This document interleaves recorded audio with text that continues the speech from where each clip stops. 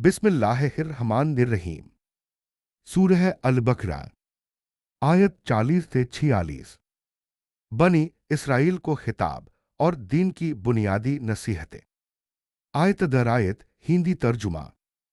ए बनी इसराइल, मेरी उस नेमत को याद करो जो मैंने तुम पर इनाम की, और मेरे अहद को पूरा करो।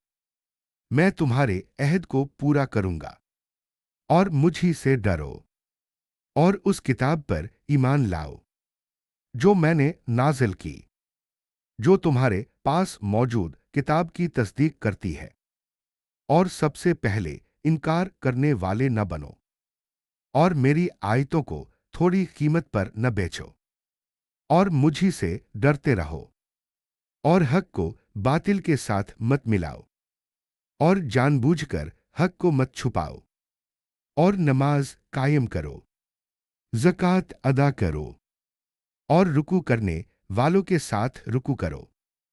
क्या तुम लोगों को नेकी का हुक्म देते हो और अपने आप को भूल जाते हो, हालांकि तुम किताब पढ़ते हो?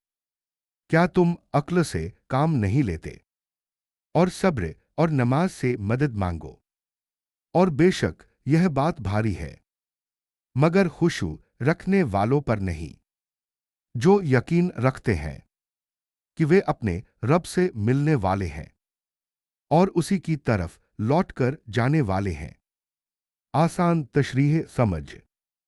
नेमतों की याद दहानी आयत 40। अल्लाह ने बनी इसराइल को इल्म, नबूवत और किताब की नेमतें दी। नेमत की कद्र अहद पूरा करने से होती है।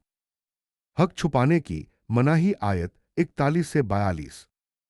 हक को छुपाना या दुनिया के फायदे के लिए बदल देना बहुत बड़ा गुनाह है।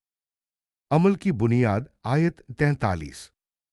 दीन सिर्फ इल्म नहीं, नमाज, ज़कात, जमात, अमल जरूरी है। दोहरा मापदंड आयत 44। खुद अमल किए बिना दूसरों को नसीहत करना अक्ल के खिलाफ है। सब्र और नमाज आयत 45 से 46। मुश्किल हालात में सबसे बड़ी ताकत सब्र है। नमाज खास तौर पर उनके लिए जो आखिरत पर यकीन रखते हैं। इन आयतों से अहम सीख। नेमत की कद्र करो, हक को कभी मत छुपाओ, इल्म के साथ अमल जरूरी है।